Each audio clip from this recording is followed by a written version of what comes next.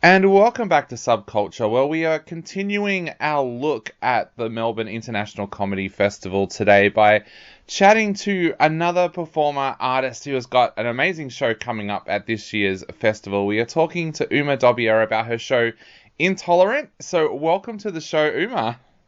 Thank you. I'm so happy to be here. No worries. Now, tell us a little bit about Intolerant. What can people expect to see in your amazing show?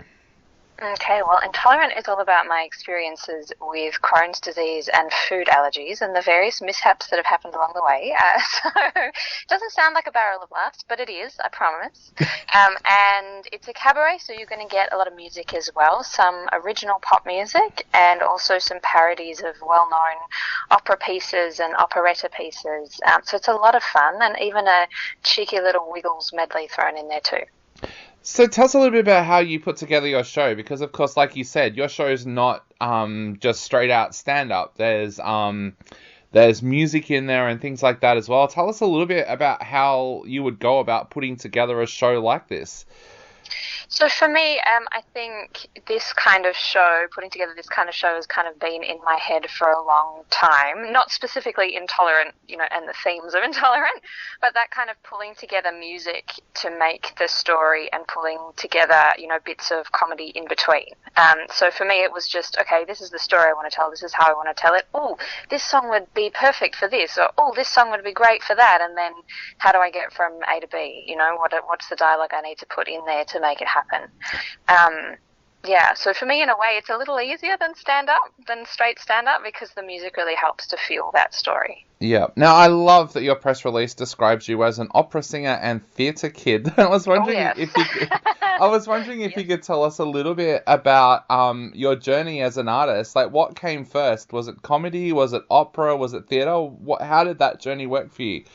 Definitely theatre. I always sang, but opera was something that I really only came to a few years ago. And really, it's about 3 years ago, at the suggestion of my singing teacher, who was like, you should audition for the Masters of Opera. And I was like, no, I'm not going to do that. She was like, no, you really should. And then I did, and I got in, and it was a really good choice for me. But theatre I've always done. Since I was a little kid, I was really encouraged by my mum to go and experience different forms of creativity. And I thought for a long time that I would be a musical theatre performer. Still might happen. You never know. But I really was kind of on that train for a long time. So, there's comedy in musicals as well. But Yep. Again, the comedy, came kind of alongside the opera. The comedy came from going out and doing different improv things, improv comedy, workshops and playing in that zone. And if I'm completely honest, being with being with an ex-boyfriend who said, you're not funny, and me kind of going, I'm going to show him that I am. Yeah. So I'm going to show you that other people think I am. So, yeah. So how does the opera scene take the mixture of comedy and things like that? Because I know in Scandinavia that a lot of the really serious people involved with opera kind of frowned upon opera singers going over and working with heavy metal artists and things like that for operatic metal. Is that something that we have here in Australia as well, or does opera embrace comedy in Australia more? So I think there's definitely different aspects of the community, as it were, in the opera world. Some who are very traditionalist, some who really want to focus on the perfection and the line and the way that the voice sounds, which is totally valid. But, opera as an art form has a really rich history of comedy. Yeah. And I think, when we come into a more modern spin on that, we've got some amazing modern operas that focus on comedy too. We had Lorelei a few years ago, that amazing opera that Victorian Opera put on, and a whole bunch of others. We've got other amazing Australian opera singers who do comedy. Ali McGregor is a really good example of that. She does her late night variety night every comedy Yep. festival. And I think audiences actually love that jumping between genres, love sending up opera because even though it isn't, a form that's only intended for the elite, it's kind of what it's become to symbolize in our modern society. So I think if you're able to, balance those two things, balance the humor with the art form, I think that's really powerful. And I think so many artists in the industry too want to be able to break out of a straight up and down kind of mold. And I think, in the 21st century, we have to be able to do that for the art form. Emma, tell us a little bit as well about how you decided to write about the topic that you're writing about, because this is something that personally I suffer from as well. I suffer from a really weird food intolerance to parsley. So there'll be times when I'll eat a dish and not even realize that it's got parsley in it until afterwards, and then I pay for that. So how did you settle on this as a topic, and what did it mean to you to actually sit down and write a show about this? I think for me, I actually went to a mentor and said, hey, I've got these ideas for cabaret. And she was like, yeah, I don't like any of those. What's unique about you? And I said, I don't know, I've got a lot of food allergies. And she said, I think there's something in that. So I kind of sat with that and then pulled together the Crohn's and the allergies. And when I was really, really sick with my Crohn's disease, which was, not long before I had that meeting with her, I'd been thinking about, I really want to make a show out of this. I don't know exactly what that will look like. And so then it was at her prompting that I kind of went and sat with it and tried to figure out what is the story here. Yep. And, really it's the story of my life. Yeah.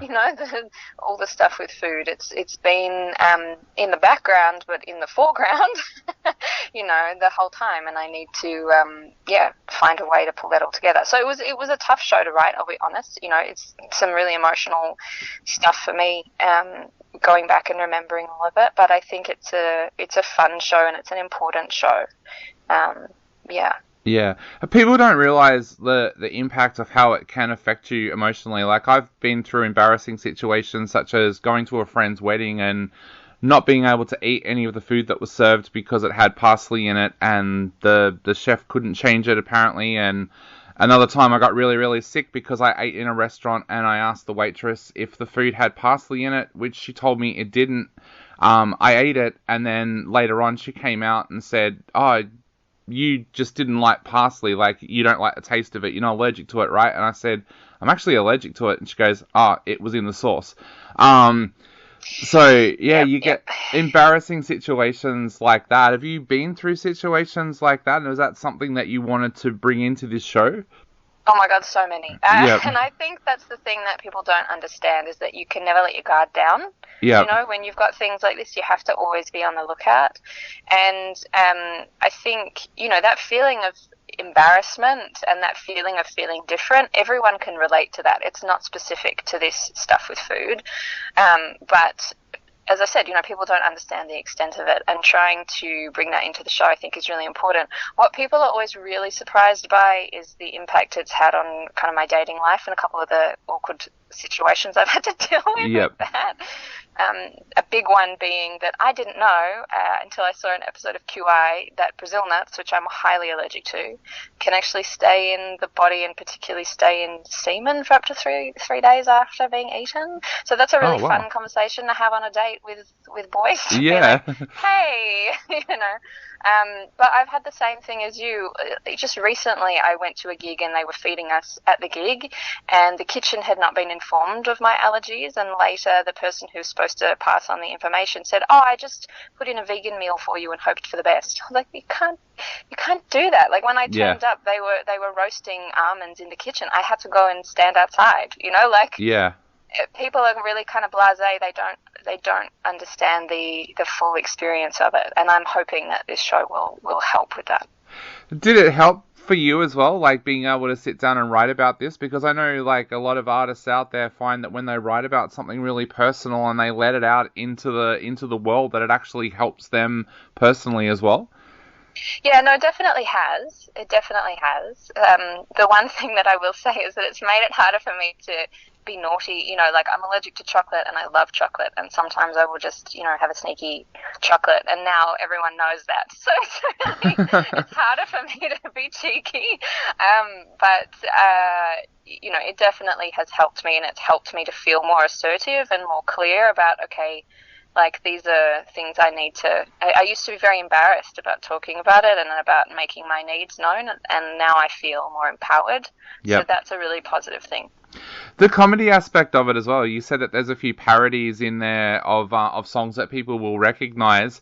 Mm-hmm. How does that work for you? Like, do you think, okay, I'm going to write about this, and then you search for a song, or do you hear a song and go, actually, I could do something with that? I think for me it's a little bit of both. Yeah. You know, without giving too much away about the content of it, you know, one of the parodies is Modern Major General from Pirates of Penzance, and that is such a quick song, and I thought, okay, well, that would actually work really, really well for rattling off a list of things. So that's exactly kind of what I did with that one. So that was kind of easy. There are 2 opera songs in it. One of them thematically just really works. You know, I'm in a lot of pain in that song, and the way that the music jumps around, the way the vocal line jumps around really serves that. And the other piece, even though I'm not singing the original words, the original, you know, title of the song is I Want to Live. Yep. And at that moment of the piece, that's exactly kind of the energy that I wanted. So it's kind of thematically what works in the moment, as well as, you know, does the melody work, and then I kind of work from there usually. But yeah, it's you know, often I'll have a huge list of songs. I'll have a playlist of songs that I'm thinking about, and it's the ones that really spark my creativity that I go, okay, that's the one I'm going to put in there. Awesome. Now, for our listeners out there, if you want to head along and check out Intolerant, it is on the 27th and the 28th of March, and then the 1st and 2nd of April, 6:30 each night at Club Voltaire, and we will have a link on the subcultureentertainment.com website to where you can go to grab tickets for Intolerant. But Uma, to finish off, what would you like to say to people out there who are thinking about heading along and checking out this show? Oh, absolutely, come along. It's going to be so much fun. You're going to learn a lot of things, and you're going to laugh a lot, which I think is the most important part. So it'd be, yeah, so fun to share it with you. Definitely. And once again, for everybody out there, if you want to head along and check out Intolerant, is on the 27th and 28th of March, and then the 1st and 2nd of April, 6:30 each night at Club Voltaire in North Melbourne. And of course, we will put all of those dates and times up on the subcultureentertainment.com website with a link to where you can go to get tickets as well.